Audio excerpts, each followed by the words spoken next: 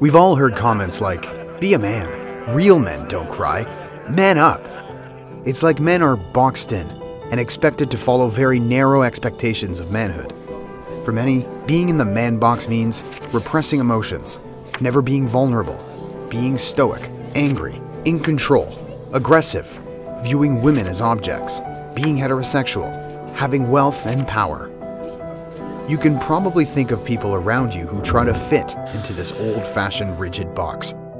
Social pressure and fear of not fitting in play a big role in keeping men inside of it. And, unfortunately, as men, we are expected to live inside of the man box from childhood well into adulthood. But something we tend to ignore are the consequences this has on the well-being of men and their relationships. For instance, men who feel they never need to ask for help or support are less likely to visit doctors and therapists. Those who avoid being vulnerable and emotionally aware might not learn the skills needed for happy, meaningful, and healthy connections with others. And the belief that men should be overpowering, dominant, and always in control could lead to bullying, harassment, lack of consent, and violence. Challenging the man box is not about shaming men. It's about becoming mindful of how we define masculinity.